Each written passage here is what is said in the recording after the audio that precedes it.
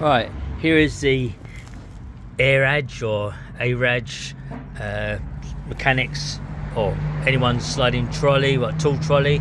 It's the JS15 TZ03, and we're starting off with all the parts, and starting off as per instructions with the base, and we've got the four wheels, two swivels with brakes and a pair of fixed wheels.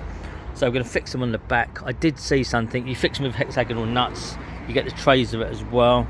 I'm going to use the hexagonal nuts and bolts like it says there, and I did read you put the bolts in from the bottom, otherwise you put the threaded bit with the nuts on top, it will impair the actual swivel of the wheels and casters.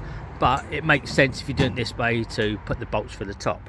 So I'm going to fix the two swivel casters at the back using all the hardware there, and a 10mm, I think, 10mm or 11mm bolts, it could be 12mm actually. So I'm going to use them, fix them down, and I'll come back to you in a minute. Right, assembled all four wheels, two casters at the front with brakes and two fixed wheels at the back. On the downside of Airaj, they give the exact amount of fittings, and this is one of the washers which was in the pack, and to say there's only the exact amount. They could have been a bit more giving, like, and giving extra ones just in case, but say that was one of the washers and it's clearly not the right one, so I had to leave one off there. I could find a washer, but can't bother at a minute, it'll work just as well without it. And also one of the other washers was split or cut, if I can find it, which one it was. There, you can see at the back of it, the washers, where is it there? The washer's been cut away, and you know that was obviously put in the pack as well. So they give the exact amount of washers, but one was faulty with a cut in it, and one was totally too small for it. So a bit of a downside to Airaj, be a bit more generous with your hardware just in case, and maybe check them. Obviously it's all done by machine, but the reason I went for the Airaj, one, it was supposed to be made in Germany, and two, it could carry, they estimated to carry 200 kilograms, which was a good sign. Maybe if you wanted to sit an engine on there or something heavy, maybe a subframe or something, a small subframe obviously, and without it collapsing or crushing. So it's a bit more heavy duty than the other ones that are rated at 150 kilograms or 100. So got the four wheels on. Next stage is to put the frames on the outside. Right, second layer on, second shelf. It's four Phillips PZ, what are they? I think they're PZ3 bits actually for the heads, and they're 10mm nut on the back, and the bottom bolts, by the way, where are we? Down here. That's it. And the second bolt, the bottom bolts were a 12mm head on them. So all four of them in each corner, they're done. Be mindful when you put these posts on, you've got little where are we? Can't see the reflection. Right, we've got little tangs there, and they're pointing upwards, so they're not on the bottom. So make sure when you put these on, you make sure you've got these metal like knockouts, the tangs.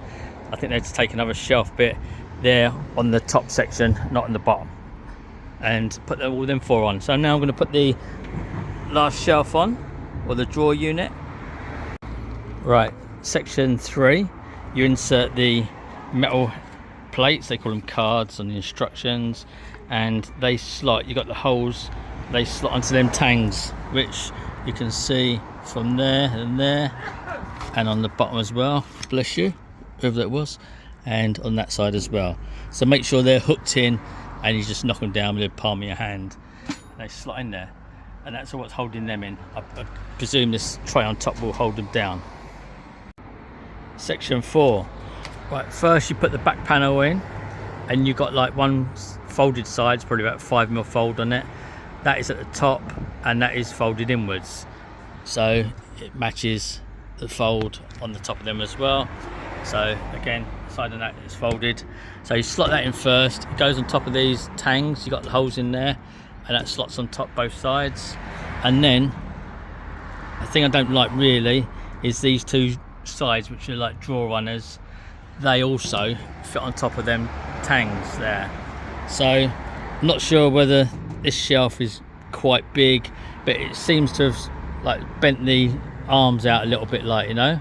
And I tried loosening the bolts off and pulling it together. Didn't really make much difference, but you have to sort of like squeeze the two ends together and then slot this drawer runner over these two tangs. And it did spring out a couple of times, so I think it would be better off without these tangs in there and having like a nut and bolt in there. You can get in there to get a nut and bolt in there, but I reckon it would be better if it was properly fixed. Although the top shelf holds it down, it just seems a bit flimsy, and I say it did pop out a couple of times. That side went in a lot easier. It just slotted in there and where it should be. But this side, as I say, I had to squeeze the two ends together and force it down.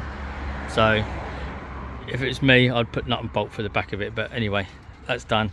Now top shelf goes on there, and then more bolts each side. And then we have the screwdriver attachment again, which is going to bolt through this side there as well. And you've got the handle, which will go the other side. I'm putting the handle same side as the casters because it's got the brake on there, and if you're pushing it from the rear from the handle, that'd be naturally where you put the brake on. So I'm going to put this top shelf on and I'll come back again. Right, here's the roller tool cabinet, trolley, whatever you want to call it, finished. Drawers in,